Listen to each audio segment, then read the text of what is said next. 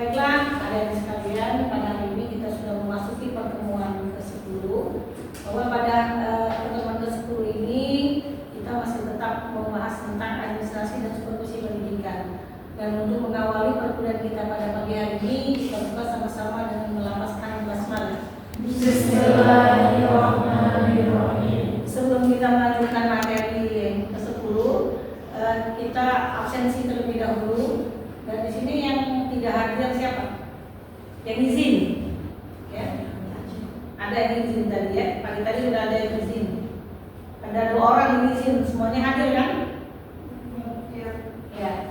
Baik, karena kita sudah memasuki materi ke-10 ini, materi-materi yang sebelumnya itu jangan terlewatkan karena itu merupakan materi di mana untuk output dari mata kuliah ini akan membuat suatu tugas nantinya.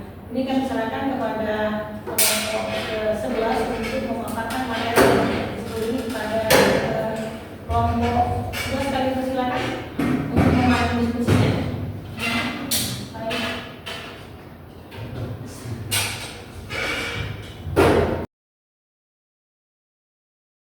Warahmatullahi wabarakatuh.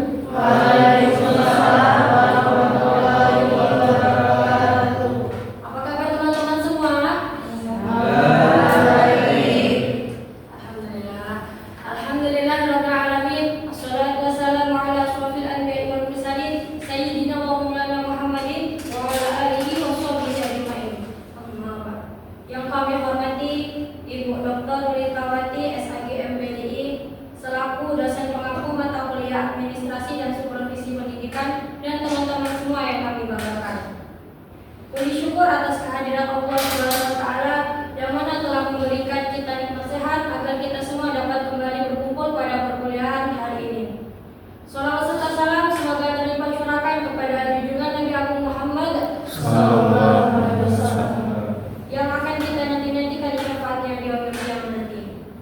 Baik, di sini kami dari kelompok 11. Di sini kita akan mempresentasikan yang berjudul tentang administrasi peserta didik.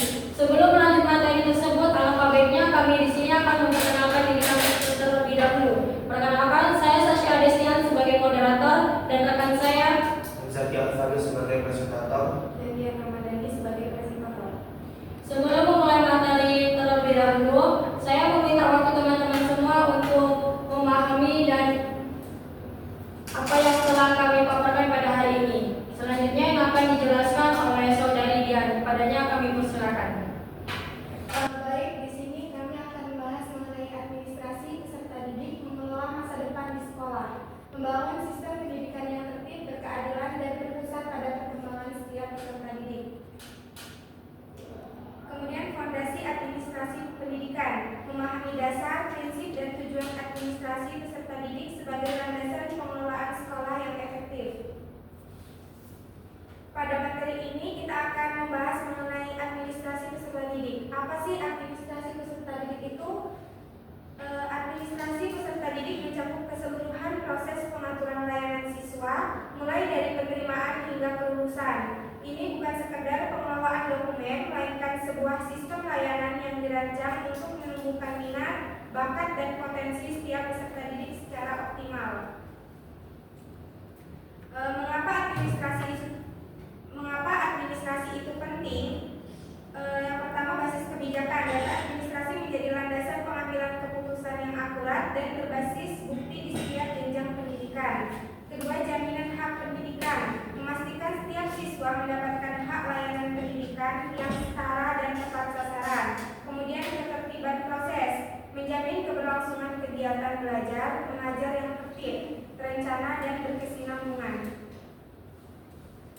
Siklus hidup peserta didik, perjalanan setiap siswa melewati tahapan yang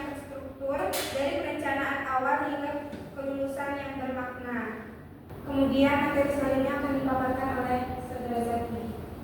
Baik, saya akan melanjutkan tahapan dalam suatu pendidikan itu adalah proses perencanaan dan penerimaan. Jadi sebuah sekolah dia akan berdiri dengan adanya sistem yang direncanakan. Contoh, suatu sekolah akan dibangun, maka guru-guru yang akan mengajar di sekolah tersebut dia harus menyiapkan perencanaannya terlebih dahulu. Sistem pembelajarannya kan, kurikulumnya, ya kan, jadwal pelajarannya, ya kan. Nah, kita contoh saja, ambil contoh yang kami ambil contoh pesantren yang kami ambil. Nah, pesantren ini tidak akan berdiri di awalnya, dia di awal tahun ajaran dia pasti menyiapkan perencanaan belajar selama 1 tahun. Nah, ini bukti bahwasanya itu adalah perencanaan pembelajaran sebelum siswa itu belajar. Nah, baru setelah itu nanti ada penerimaan, baru nanti dibuka ada penerimaan siswa. Nah, penerimaan siswa itu ya dia akan menjadi peserta didiknya dalam sekolah tersebut. Nah, seperti bisa dijelaskan di sini, fondasi yang kuat penerimaan itu menentukan kualitas ekosistem belajar. Perencanaan yang matang memastikan sekolah siap menyambut setiap peserta didik baru. Nah, itu ada analisis daya tampung dan kebutuhan siswa yang realistis. Proses seleksi yang transparan, objektif dan akuntabel. Orientasi sebagai keton awal pengenalan lingkungan sekolah. Makanya di setiap sekolah itu kalau kita mulai ajaran tahun baru itu pasti ada masa orientasi atau yang kita kenal itu adalah MOS atau MPLS atau kalau di kuliah itu PKKMB. Nah, itu adalah proses pengenalan siswa di awal pelajarannya. Baru masuk ke tahap berikutnya, tahap 2. Nah, itu adalah pembinaan dan pengembangan. Pembinaan pengembangan itu terjadi di waktu KBM, waktu kegiatan belajar mengajarnya. Nah, di dalam tahap pembinaan pengembangan ini dia terjadi 3 hal, yaitu pengembangan bakat dan minat. Nah, yang mana siswa itu yang memiliki bakat dan minat yang baik, yaitu dikembangkan bakat tersebut atau minat tersebut. Proses ekstrakurikuler dan layanan khusus untuk menggali potensi oleh setiap siswa. Makanya sekolah itu, fungsi sekolah itu bukan hanya belajar, tapi juga untuk mengembangkan bakat dan minat siswa. Kedua itu adalah bimbingan konseling. Makanya sekolah itu ada namanya guru BK atau guru bimbingan konseling. Nah, ini adalah untuk pendampingan psikologis dan akademik. Itu kalau sekolah itu ada namanya guru BK. Tapi kalau kita di kuliah itu ada dosen pembimbing. Nah, itu termasuk dari bimbingan konseling, yaitu pendampingan psikologis dan akademik untuk mendukung kesehatan mental dan prestasi belajar siswa. Jadi siswa itu bisa belajarnya itu bisa dia semangat belajarnya atau turun semangat belajarnya itu berdampak dari psikologisnya. Dan itu kalau psikologis masalah, ya akademik itu masalah nanti. Yang ketiga itu adalah monitoring individual, pemantauan perkembangan siswa secara menyeluruh di dalam maupun luar kelas. Siswa itu guru itu tidak bisa dipantau 24 jam, mantau 24 jam siswa. Satu siswa itu tidak mungkin dipantau satu guru dalam 24 jam.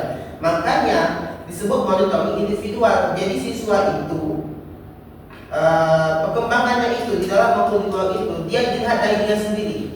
Jadi kalau dia mau maju atau dia mau mundur, maka itu kembali ke diri masing-masing. Kalau dia mau pintar, ya harus belajar, dia harus belajar lebih lagi di luar. Kalau dia mau biasa jalan saja, sudah dia belajar apa yang sesuai dia sesuaikan. Atau dia hanya belajar sekolah saja, atau dia hanya belajar les saja. Nah, itu kembali kepada siswanya masing-masing. Baik, di sini kita akan membuka sesi tanya jawab. Kita buka satu sesi ya. Satu sesi kita beri 2 orang. Ya. Sebutkan nama dan NIM. Nama dari Kristina, NIM 015. Pertanyaannya, Apa yang dimaksud dengan administrasi peserta didik dan mengapa administrasi peserta didik penting dalam penyelenggaraan pendidikan? sudah. Satu lagi yang lain, boleh. Perkenalkan, nama saya Umaida, NIM 002. Pertanyaannya, jelaskan tahapan-tahapan dalam siklus hidup peserta didik di sekolah. Sudah.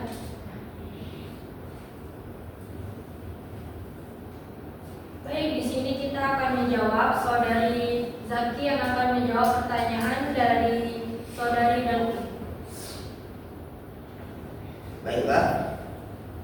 Pertanyaan tadi adalah apa yang dimaksud dengan administrasi peserta didik dan mengapa administrasi peserta didik penting dalam penyelenggaraan pendidikan. Jawabannya adalah administrasi peserta didik adalah keseluruhan proses pengaturan dan pelayanan kepada siswa, mulai dari penerimaan, pembinaan, hingga lulusan. Administrasi peserta didik tidak hanya berfokus pada pengelolaan dokumen, tapi juga merupakan sistem layanan yang bertujuan mengembangkan minat, bakat, dan potensi peserta didik secara optimal. Administrasi peserta didik penting karena menjadi dasar pengambilan kebijakan. Data administrasi digunakan oleh sekolah untuk membuat keputusan yang tepat dan berdasarkan fakta, menjamin hak pendidikan siswa, memastikan setiap peserta didik memperoleh layanan pendidikan yang adil dan sesuai kebutuhan, menciptakan ketertiban proses pendidikan, membantu kegiatan belajar mengajar berjalan secara teratur, terencana dan berkelanjutan. Dengan demikian, administrasi peserta didik berperan penting dalam meningkatkan kualitas layanan pendidikan dan mendukung keberhasilan siswa. Itu yang saya jawab. Baik, apakah ada yang ingin menambahkan? Apakah Saudari Delvi sudah paham dengan jawabannya? Oke, selanjutnya pertanyaan yang kedua akan dijawab oleh Saudari Dian. Izin menjawab dari pertanyaan Saudari Humaida. Pertanyaannya tadi, jelaskan tahapan-tahapan dalam siklus hidup peserta didik di sekolah. Siklus hidup peserta didik itu terdiri dari 3 tahapan. Yang pertama, perencanaan dan penerimaan tahapan awal yang bertujuan mempersiapkan penerimaan peserta didik baru. Kegiatan yang dilakukan yaitu meliputi analisis daya tampung sekolah, identifikasi kebutuhan peserta didik, seleksi siswa secara transparan dan objektif, pelaksanaan orientasi untuk mengenalkan lingkungan sekolah. Yang kedua, ada pembinaan dan pengembangan.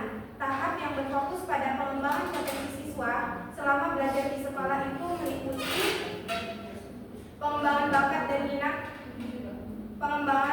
dan minat melalui kegiatan ekstrakurikuler, layanan bimbingan dan konseling untuk membantu perkembangan akademik maupun psikologis, monitoring perkembangan siswa secara berkala. Yang ketiga, kelulusan dan evaluasi, tahap akhir yang menandai selesainya masa pendidikan siswa. Kegiatannya itu meliputi pencatatan prestasi dan rekam jejak akademik siswa, penetapan dan prosesi kelulusan, evaluasi sistem pendidikan sebagai bahan perbaikan pada periode berikutnya. Ketiga tahapan tersebut saling berkaitan untuk memastikan peserta didik mendapatkan layanan pendidikan yang optimal sejak masuk hingga lulus sekolah. Baik. Sebelum kita tutup presentasi pada hari ini, kita kembalikan lagi kepada Ibu Dr. Lulitawati SHGM-PDI. Padanya kami persilakan. Baik ya, tadi kita sudah mendiskusikan tentang administrasi peserta didik. Tadi Bu mengulas kembali apa yang ditanyakan, kemudian yang dipaparkan oleh teman-teman kalian ya. Di sini kembali kepada slide kedua. Fondasi ketika kita kenapa suatu lembaga pendidikan itu perlu adanya administrasi itu yang efektif ketika menjalankan proses pendidikan atau proses di dalam lembaga pendidikan. Dengan adanya proses atau fondasi yang kuat di dalam suatu lembaga pendidikan ya, maka secara tidak langsung angka perputaran dari sekolah itu, lembaga pendidikan itu, dari mulai perencanaan, kemudian proses, kemudian evaluasi dalam manajemen pendidikan terutama itu akan berjalan dengan baik yang dipimpin oleh lembaga pendidikan, yaitu kepala sekolah ya. Nah, jadi kepala sekolah sudah merencanakan bagaimana supaya lembaga pendidikan itu berjalan dengan efektif dan efisien. Nah, dari mulai tadi diceritakan tentang perencanaan sekolah, tentang proses, tentang evaluasi. Nah, dari perencanaan sekolah, tentunya lembaga pendidikan atau sekolah itu sudah memahami aturan yang ditetapkan oleh pemerintah, yaitu Permendikbud ya, tentang rombel penerimaan siswa baru, ya. Nah, di situ dari perencanaan kita sudah melihat. Nah, dari rombel sudah ditetapkan oleh pemerintah untuk instansi negeri itu berapa? 12 rombel, 12 ruang belajar, artinya daya tampung perencanaan yang diterima oleh lembaga pendidikan itu, ya, jumlah siswanya 35 dikali 12. Nah, bagaimana daya tampung untuk swasta? Ya, itu kita bisa melihat, ya. Kemudian pemerintah juga menetapkan, ya, penerimaan siswa baru berdasarkan, pertama, dilihat ada mutasi orang tua, berdasarkan mutasi tempat kerja orang tua. Yang kedua, ya, berdasarkan prestasi siswa, yaitu melalui jalur undangan, ya. Nah, jalur undangan ini diambil ketika melihat zonasi, ya, sekolah yang ada di dekat instansi lembaga pendidikan tersebut. Kemudian yang ketiga itu jalur tes. Bu, bagaimana sisanya, ya? Nah, di situ kan timbulnya suatu persaingan antara lembaga pendidikan negeri dan swasta, ya. Tetapi di sini, ya, pemerintah juga memberikan suatu kebijakan kenapa adanya zonasi dalam peserta didik, kenapa adanya evaluasinya, ya, dari input, dari proses, ya, dari output, itu perlu diperhatikan. Maka dalam lembaga pendidikan itu secara administrasinya, ya, ada yang mengatur, ya, tidak semuanya kepala sekolah itu mengatur keseluruhan. Nah, ada wakil-wakilnya, ya. Pertama, ada wakil kurikulum itu menyangkut dari dalam akademik siswa, prestasi siswa. Kemudian wakil kesiswaan yang menyangkut tentang adanya bagaimana perencanaan sekolah itu untuk misalnya PPDB, penerimaan siswa baru. Itu siapa yang menangani di situ? Adalah wakil kesiswaan yang berkolaborasi nanti kepada wakil kurikulum, ya. Kemudian ada juga humas. Nah, hubungan masyarakat, karena keberhasilan suatu lembaga pendidikan itu apabila adanya kerjasama, ya, antara lingkungan keluarga, kemudian lingkungan sekolah dan lingkungan di sekitarnya. Tadi diceritakan tentang pondok pesantren tadi, ya, oleh diskusi si Jaki tentang bagaimana perencanaan pondok pesantren menerima santri baru. Jadi dari awal penerimaan itu, ya, diseleksi siswanya, kemudian dalam proses belajar, ya, maka terpilah, misalnya dilihat dari minat dan bakat siswa.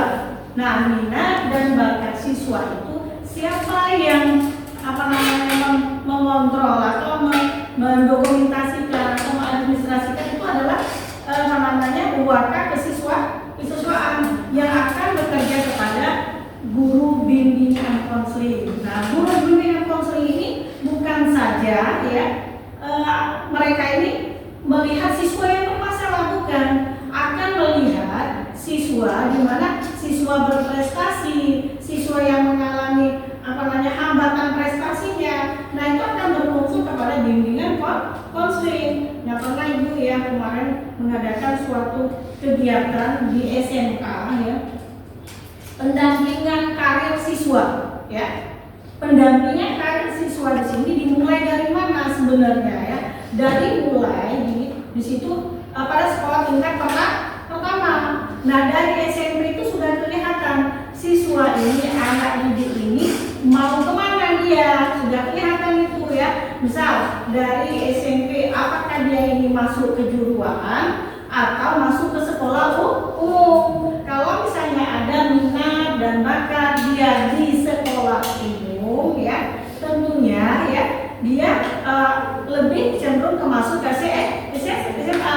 Tetapi ada juga dari minat dan bakat siswa yang di SMP ini, dia lebih cenderung ke skill, ya. Nah, ke skill mereka itu misal dia masuk ke teknik, ya, teknik mesin, Kemudian kalau perempuan mungkin di situ ada SMK misalnya hobinya masak, dia akan masuk SMK tata boga. Yang hobinya rapi-berapi mungkin dia akan masuk SMK yang ada yang jurusan perhotelan. Nah di situ kita sudah bisa melihat dari bimbingan dari SMP ke SMK dan SMA sudah melihat bagaimana potensi yang ada pada peserta didik tersebut. Nah itu secara tidak langsung harusnya itu harus terdokumentasi, ada administrasinya di dalam suatu instansi atau lembaga pendidikan. Nah di situ kita bisa melihat bagaimana jenjang karir siswa ke depan. Nah jenjang karir siswa ke depan itu sudah dilihat dari minat dan bakat siswa. Nah ketika siswa itu selesai, maka di dalam lembaga pendidikan itu kelihatan output dari siswa tersebut. Nah outputnya artinya di situ ketika mereka melanjutkan ke jenjang yang lebih tinggi, maka kita lihat skill siswa itu sudah terarah. Bu, bagaimana untuk sekolah SMA? Nah SMA juga seperti itu. Nah sekarang ini kalau ibu lihat di SMA itu sekarang ada 3 ya porsi penerimaan siswa PPDB-nya ya. Pertama itu jalur zonasi, masih tetap zonasi. Kemudian persepsi apa itu orang tua. Yang ketiga itu jalur prestasi. Nah sekarang ini sudah direkrut, kemarin tuh jalur prestasi ya. Nah karena perkembangan ini kalau kita bisa melihat dari akademik sekolah itu di bulan Juni itu biasanya sudah menerima evaluasi belajar atau kenaikan ke kelas ya, kenaikan kelas, kemudian penerimaan siswa baru. Nah di situ apakah ada sekarang ini penjurusan lagi IPS? Ada nggak? Masih nggak? Masih ya. Nah kalau dulu kalau IPA itu terbagi ada kimia, ada biologi, kemudian ada fisika. Tapi sekarang ini IPA-nya secara umum. Kemudian EPS juga dulu tuh ya, ada geografi, ada ekonomi akuntansi dulu ya. Tapi sekarang ini sudah menjurus kepada umum yaitu EPS. Nah di sini kita bisa melihat Bu bagaimana minat dan bakat siswa. Nah minat dan bakat siswa ketika masuk ke jenjang ke lebih tinggi atau SMA sekolah menengah atas dilihat dari kelas 10. Kalau zaman dulu kelas 1 ya, masyarakat SMA, 2 SMA, kemudian 3 SMA. Tapi sekarang ini jenjangnya 3, kelas 10, 11, 12. Berdasarkan apa itu? Berdasarkan pemerintah, yaitu kebijakan pemerintah bahwa pada zaman Soeharto dulu ya, bahwa siswa itu anak itu wajib belajar selama 12 tahun. 12 tahun atau 9 tahun? 12 ya. 6, 9, tambah 3, 12. Paling tidak itu adalah 12 tahun. Nah 12 tahun itu ketika tamat SMP sudah bisa lihat ya bagaimana skill-skill mereka tersebut. Oke, di dalam bimbingan konseling sudah tadi kita lihat prestasi siswa ya sudah kita lihat ya. Silakan itu tadi tahap berikutnya yang ditanyakan tadi. Nah, evaluasi dan keputusan. Nah, evaluasi ini biasanya ya yang dilaksanakan di sekolah itu di akhir ujian siswa ya. Apakah siswa ini banyak mendapatkan suatu prestasi atau tidak ya. Nah, biasanya untuk melihat prestasi ini juga bersama dengan mata kurikulum. Dia akan melihat bagaimana prestasi siswa itu ya. Nah, prestasi siswa itu, siswa-siswa yang berprestasi itu akan disatukan minat dan bakatnya. Nah, maka nanti ketika jenjang lebih tinggi lagi, kalau dia meneruskan ke perguruan tinggi, itu biasanya ada juga jalur undangan, kemudian jalur tes nasional, kemudian jalur tes mandiri. Nah, Bu, bagaimana dengan yang lain? Kalau di Universitas Muhammadiyah kita masih tetap tes, yaitu pertama tes keislamannya, kemudian potensi akademiknya. Nah, kenapa kita walaupun swasta itu harus tes? Nah, dikhawatirkan mampu tidakkah mahasiswa tersebut untuk melanjutkan jenjang yang lebih tinggi.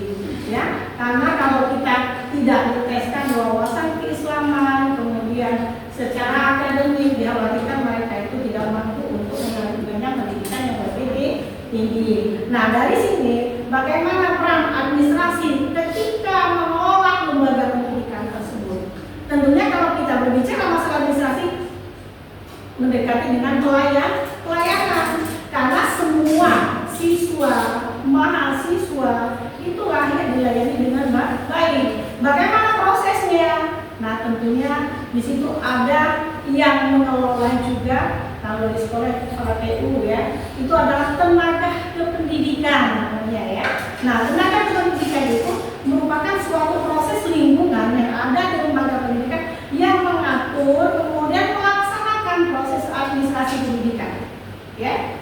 Yang terutama yang mengelola peserta didik. Tadi dilihat tadi ya, dijelaskan oleh Zaki tentang data pendidikan nasional ya. Nah, itu dikelola ya oleh lembaga pendidikan bahwa siswa itu ya terdata di Kementerian Kemendikbud. Nah, disitulah untuk menyalurkan ya bagaimana siswa berprestasi, siswa yang tidak mampu, bahwa siswa untuk data itu melihat bagaimana data pendidikan yang ada di Indonesia ini. Nah, berarti kalau kita sudah melihat secara dapoliknya data tersebut ya, nah pemerintah bisa menyalurkan dana seperti dana BOS ya, kemudian layanan-layanan yang lain. Data dapolik itu juga berguna untuk bahwa mengakses bagaimana tingkat pendidikan yang ada di Indonesia ini ya, dengan jumlah ribuan siswa, ribuan sekolah ya, malah mungkin miliaran ya siswa yang ada di Indonesia ini. Nah, kalau di perguruan tinggi ada lagi dua layanan. Pertama di situ kalau kita di sekolah di perguruan tinggi swasta dan negeri ada layanan LLDT. Nah, data kamu ini sudah masuk semuanya di bidang di IT ya. Jadi kalau misalnya kamu stop out, itu dibikin stop tidak aktif ya. Nah, tetapi kalau kamu dalam proses ini, Bu, selama kita kuliah ini berapa lama data itu ada? Nah, di situ kalau kamu kan kalau untuk perguruan tinggi itu ada PS-nya itu ada 8 semester ya. Maka terhapus nanti setelah 6 tahun dia terhapus. Bagaimana untuk data coding? Data coding itu akan terhapus apabila ya pertama siswa itu selesai dan meneruskan ke jenjang lebih tinggi lagi ya. Oke, terusnya. Nah, dari di sini misalnya untuk melihat dari keberhasilan suatu administrasi lembaga pendidikan, bisa juga kita mengadakan suatu survei ya, adanya instrumen yang harus dilakukan ya, di mana di sini kita bisa melihat instrumen yang ada dilakukan itu bagaimana pendataan dalam lembaga pendidikan itu jumlah siswa ya, jumlah siswa yang ada dalam suatu lembaga pendidikan. Nanti itu dievaluasi. Oke, sampai di sini kalau ada yang ingin bertanya, silakan. Silakan. Kira-kira yang belum jelas ya. Anak? Cukup apa? Oke, kalau cukup, bagaimana itu? Baik, kalau sudah cukup ya dari penjelasan tadi.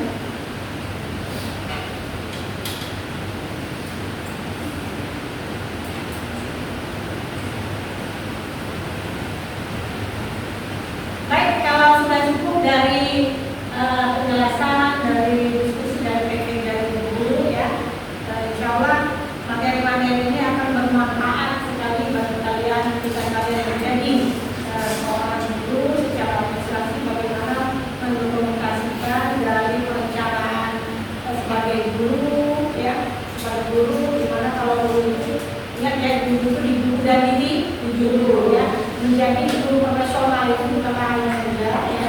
Nah, jadi harus terdokumentasi dari perencanaan, proses dalam proses pembelajaran.